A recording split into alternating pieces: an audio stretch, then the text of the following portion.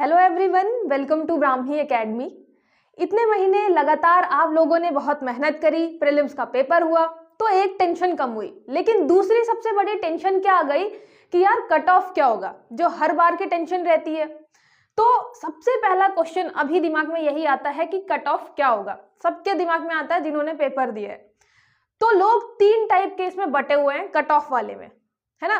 पहले तो ये देखते हैं कि कट ऑफ डिसाइड कैसे होता है। एक तो सीट पे आपकी सीट्स कितनी आई हुई है ना, एमपीपीएससी की। फिर पीएससी के थ्रू जो आपके हैं पद, उनकी सीट्स कितनी आई हैं। फिर नंबर ऑफ स्टूडेंट जिन्होंने पेपर लिखा इस बार, है ना, पेपर दिया, नंबर ऑफ स्टूडेंट्स कितने थे, लास्ट टाइम से थोड़ा कम थे, आपने पेपर में पढ़ा होगा। फिर उसके बाद आता है पेपर के लेवल पे। पेपर के लेवल पे ऑब्वियसली सबसे ज्यादा डिपेंड करता है, इजी था, टफ था, मॉडरेट था, लास्ट टाइम की तरह था। तो इन पे डिपेंड करता है आपका कट ऑफ, ठीक है। फिर आते हैं लोग, जो कि तीन भागों में डिवाइडेड है। कुछ ऐसे हैं जो 80 के ऊपर ला रहे हैं, जिनका कंफर्म है कि हाँ यार हो गया है, लेकिन लास्ट टाइम इतना क्लोज गया था, मतलब तो सबको लगता है कि 80 के ऊपर ही आने चाहिए थे, तो ठीक है, फिर भी इनके दिमाग में है कि हम मेंस लिख रहे हैं। कुछ ऐसे हैं जो आ रहे हैं 77 से 80 के बीच, जो अधर में लटके हुए हैं कि होगा या नहीं होगा, मतलब बहुत उनकी सिचुएशन सबसे खराब। और उसके साथ ही आपके 75 से 77 वाले भी।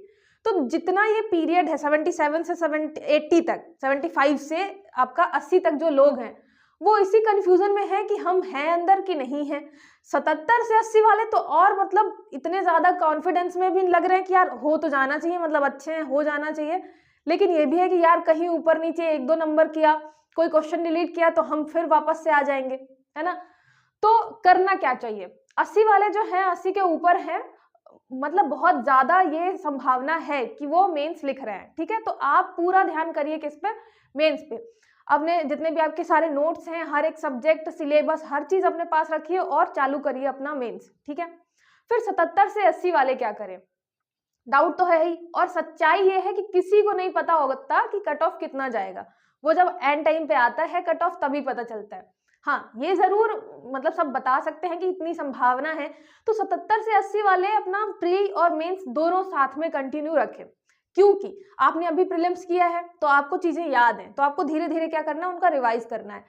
और आपका मेंस हो सकता है, इसलिए आपको मेंस भी चालू करना है, ठीक है, तो दोनों में रखना है। फिर जो 75 से 77 वाले हैं, वो भी दोनों पे ही चालू करें, स्टार्ट करें अपनी तैयारी, है ना। प्रीलिम्स भी चालू करें, मेंस भी चालू करें, क्योंकि आप सब प्रीलिम्स पढ़ते आ रहे हैं तो आपको चीजें याद हैं, आपको बहुत इजी पड़ेगा, है ना। इसी यहीं से उसी स्पीड के साथ आगे बढ़ना, और साथ ही साथ मेंस भी करते चले, ठीक है। और ये सिर्फ जनरल के लिए मैं बता रही हूँ, जनरल वालों का आपको जैसे लास्ट टाइम गया था कट ऑफ, उसी तरह कुछ कट ऑफ जाने की संभावना है। फिर मैं बोल रही हूँ, किसी को नहीं पता होता, मुझे खुद नहीं पता है एग्जैक्टली कितना जाएगा, तो एग्जैक्टली की बात मैं यहाँ पे नहीं कर रही हूँ, संभावना है लास्ट टाइम की तरह ही जाएगा। क्वेश्चन आता है अब क्या करना है, ठीक है। हमने तो ठीक है देख लिया, अब क्या करना है इसके आगे। तो प्रीलिम्स और मेंस दोनों की तैयारी करनी है, ठीक है। और सबसे बड़ा क्वेश्चन आता है, प्रीलिम्स और मेंस की तैयारी क्यों साथ में करें, है ना। अभी तो प्रीलिम्स आपका पास में है अप्रैल में, तो प्रीलिम्स की पहले करनी चाहिए, तो साथ में क्यों करें। बहुत सारे लोगों का ये मानना होता है पहले प्री तो निकले तब तो मेंस लिखेंगे, तो प्री हम तैयारी करेंगे, मेंस वेंस की टेंशन नहीं लेनी, ठीक है। कुछ ऐसे भी होते हैं कि जिनका लगता है कि मेंस की हम तैयारी क्या करें, अभी इतना पढ़ा ही नहीं है, पहले सब पढ़ेंगे फिर मेंस लिखना चालू करेंगे, ठीक है। तो इसमें दिक्कत क्या होती है, ऐसे दोनों थॉट्स की मैं बात कर रही हूँ। पहली बात जो सोचते हैं कि हम प्री पहले करेंगे, पहले प्री तो निकले तब तो मेंस लिखेंगे। होता क्या है, प्री के आपका 2 से 3 महीने 4 महीने इतना ही टाइम मिलता है जब आपका मेंस होता है ना। इतने कम टाइम में मतलब आप मेंस का सिलेबस देखेंगे और प्री का सिलेबस देखेंगे तो प्री आपको इतना सा दिखेगा, मेंस में 6 दिन 6 पेपर लगातार होने वाले हैं, ऊपर से पार्ट ए पार्ट बी, बहुत बड़ा सिलेबस होता है। और आपको सिर्फ 4 ऑप्शन में टिक नहीं करना होता, लिखना होता है, वहां पे दिमाग चलाना होता है कंटिन्यूअसली। राइटिंग स्पीड से लेके आपकी पूरी स्ट्रैटेजी, आप कैसे आंसर को प्रेजेंट करते हैं, बहुत इंपॉर्टेंट हो जाता है। तो वो सब नहीं हो पाता आपके प्रीलिम्स के बाद अगर आप जीरो से स्टार्ट करते हैं तो, है ना। पहला ये कि प्री के बाद देखेंगे। दूसरा ये कि हमने अभी इतना पढ़ा ही नहीं है, तो आपको कभी भी ऐसा नहीं लगेगा कि आपने सब पढ़ लिया अब आप चालू करना चाहिए। कहते हैं ना कि आप जिस दिन से चालू करेंगे मेंस लिखना, उस दिन से ज्यादा बेटर रहेगा। आप किसी भी जो सिलेक्टेड लोग हैं, टॉपर्स हैं, उनकी बात सुनेंगे, वो कहेंगे आप जितना टॉपिक कंप्लीट करते जा रहे हैं उसकी आंसर राइटिंग स्टार्ट करें, है ना। यूपीएससी वाले भी आपको टॉपर्स कहेंगे, एमपीपीएससी वाले भी यही चीजें करेंगे। तो आपको क्या करना है, प्री और मेंस दोनों को साथ लेके चलना है। और होता क्या है कि अगर आप प्री निकाल लेते हैं फिर मेंस में अच्छी तैयारी नहीं कर पाते, फिर बाई चांस कभी कभी मेंस निकल जाता है लेकिन फाइनल सिलेक्शन नहीं होता क्योंकि मेंस में अच्छे नंबर नहीं आते हैं, तो एक चक्कर चलता जाता है, प्री मेंस इंटरव्यू, फिर अगला प्री आएगा तो फिर देखेंगे प्री मेंस इंटरव्यू, 3-4 साल कहाँ निकल जाते हैं पता ही नहीं चलता। तो आपको क्या करना है, एक बार में शुरू से लेकर लास्ट तक पूरी तैयारी करके चलना है ना। प्री भी आपका होना चाहिए, सारी चीजें कवर, साथ साथ ही मेंस भी कवर होनी चाहिए, है ना। मेंस कवर से मतलब आंसर की प्रैक्टिस करना, अपनी रणनीति बनाना, स्ट्रेटेजाइज करना, कहाँ पे कौन सी चीज रखनी है, करंट अफेयर का कैसे उपयोग करना है, सारी चीजें। तो शुरू से लेके आप अपने दिमाग को जैसे ट्रेन करते जाएंगे वैसे ही वो आगे बढ़ता जाएगा, ठीक है। फिर प्री और मेंस को साथ लेकर कैसे चलें, सबसे मेन क्वेश्चन आता है। बहुत सारे ऐसे हैं जो काम कर रहे हैं, बहुत सारे ऐसे हैं जो जिन्होंने अभी अभी तैयारी शुरू करी है, उनको मतलब ये है कि प्री और मेंस कैसे साथ में चल सकता है, थोड़ा आप बताइए कैसे करेंगे, है ना।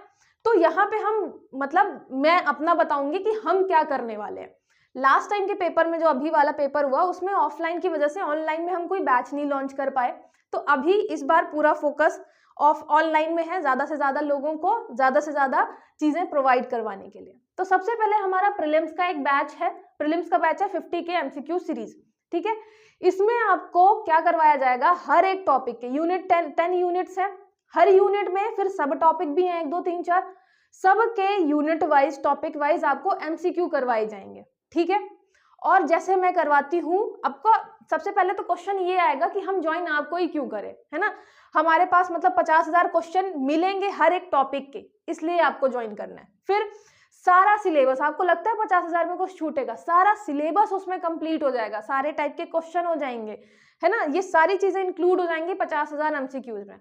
यहाँ मैं हर टॉपिक की बात कर रही हूँ, history, geography, economy, MP, current affair, sports, सारी चीजें इंक्लूड हो जाएंगी। उसके बाद ऑफलाइन बैच में हमारे नोट्स से 79 क्वेश्चन आए थे, ठीक है। तो इससे भी आपको पता चलेगा कि फालतू के क्वेश्चन नहीं होंगे आपके पास वही क्वेश्चन होंगे जो पेपर में आते हैं, ठीक है। इसलिए मैंने बताया क्यों ज्वाइन करना है, इसलिए ज्वाइन करना है। फिर हम करवाने क्या वाले हैं, आपका प्रॉफिट क्या होगा इसमें, आपको पता है मैं हर एक चीज ट्रिक के माध्यम से याद कराती हूँ।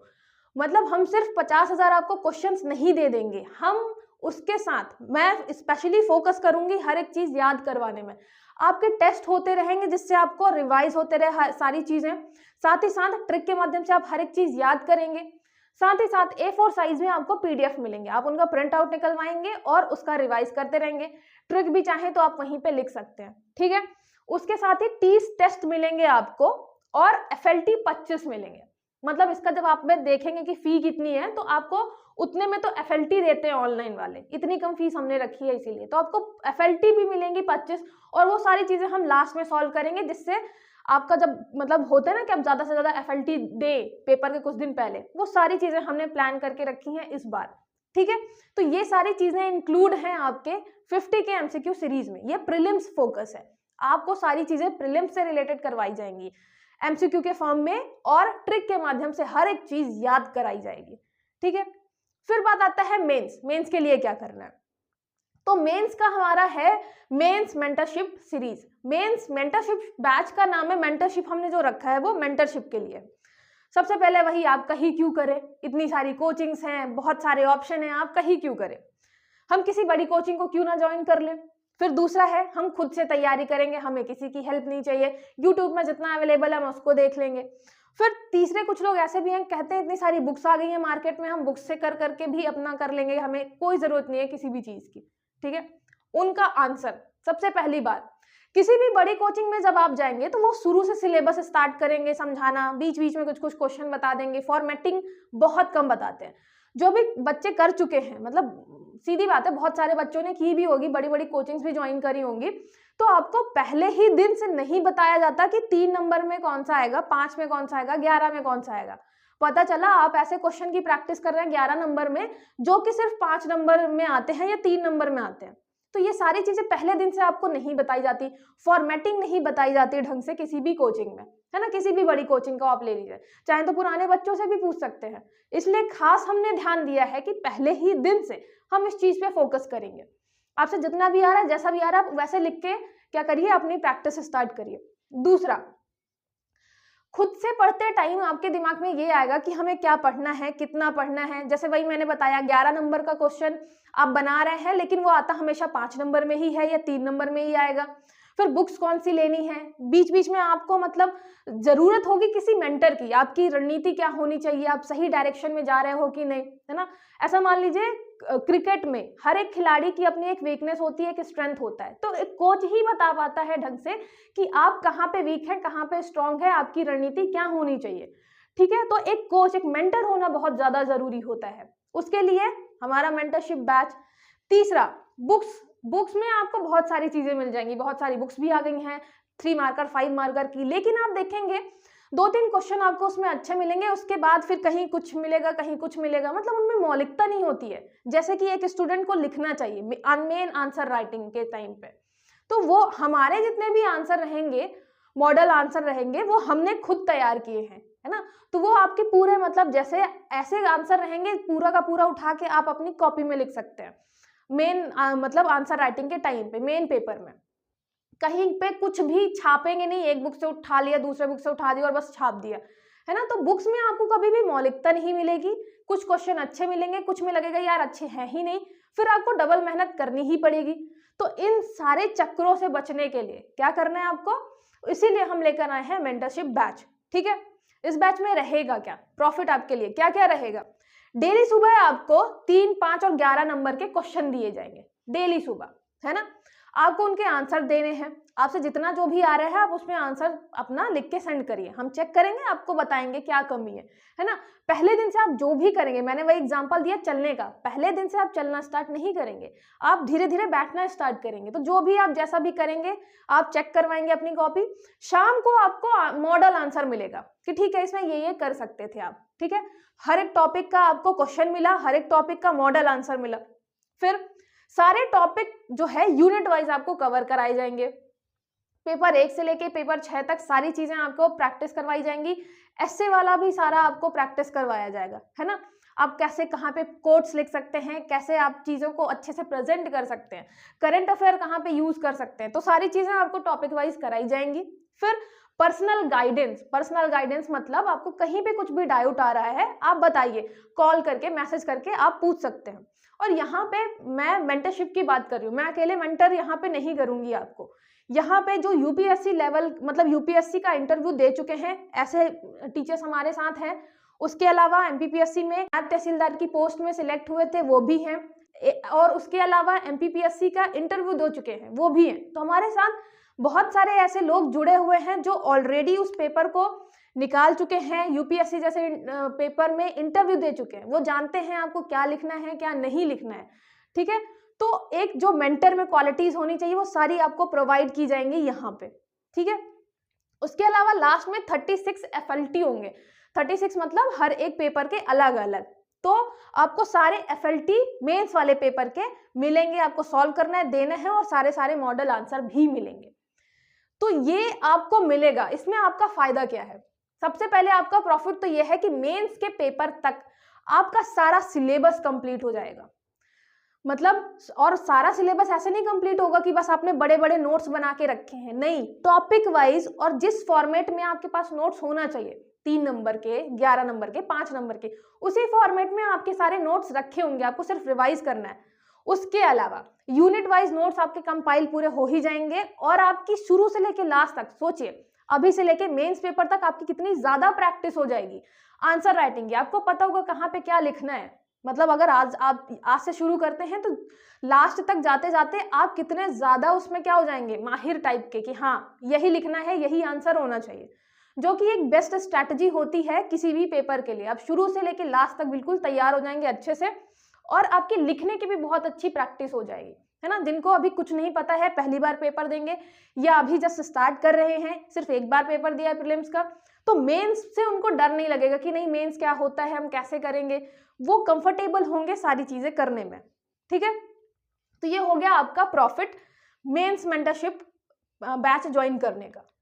फिर बात आती है किसको ज्वाइन करना चाहिए। देखिए ये मेंस वाले बैच के लिए हम बता रहे हैं, जो पहली बार पेपर दे रहा है उसको तो करना ही चाहिए, जिसने प्रीलिम्स दिया है उसको भी करना चाहिए। इसके अलावा जो मेंस लिख चुका है एक दो बार, उसके लिए भी ये जरूरी है, क्योंकि वो 2 बार मेंस लिख चुका है, 1 बार मेंस लिख चुका है, लेकिन इंटरव्यू कॉल नहीं आ रहा, तो उसको पता है मेंस में कहीं ना कहीं वो गड़बड़ी कर रहा है। अब वो करे मतलब कहाँ से मेंटरशिप कहाँ से ले, कहाँ से पूछेगा, तो उसके लिए भी ये बैच बहुत जरूरी हो जाता है। ठीक है, और किसी नहीं ज्वाइन करना चाहिए, तो जो इंटरव्यू दे चुके हैं उन्हें नहीं करना चाहिए, क्योंकि उन्हें पता है कि उनकी स्ट्रैटेजी में कहाँ प्रॉब्लम है, कहाँ पे सुधार करना है, उन्हें ऑलरेडी पता है।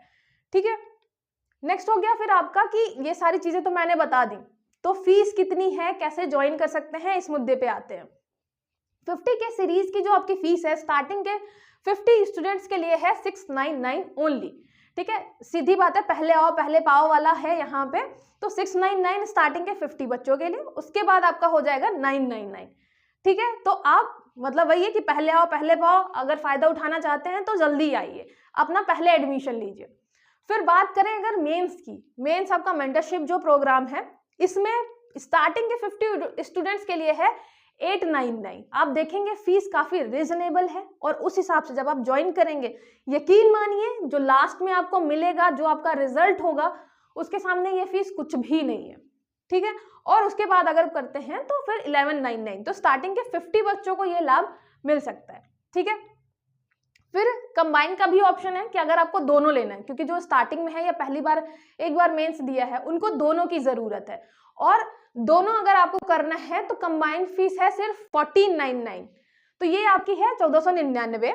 प्रीलिम्स और मेंस इसमें पूरा कवर किया जाएगा, और साथ ही साथ आपको पर्सनल गाइडेंस भी दिया जाएगा, क्या पढ़ना है, कैसे बनाना है, नोट्स कैसे बनाना है, टाइम टेबल कैसे बनाना है, करंट अफेयर कैसे बनाना है, करंट अफेयर का यूज कैसे करना है, मेंस में सारी चीजें इंक्लूड की जाएंगी। ठीक है, एडमिशन के लिए आप इस नंबर पे कॉल कर सकते हैं, मैं बहुत बार बता चुकी हूँ, ये कोचिंग का नंबर 6261759209। ठीक है, और एक बात जरूर याद रखिएगा, कोई भी एग्जाम कठिन या सरल नहीं होता है ना, आपकी तैयारी हमेशा कम या ज्यादा हो सकती है।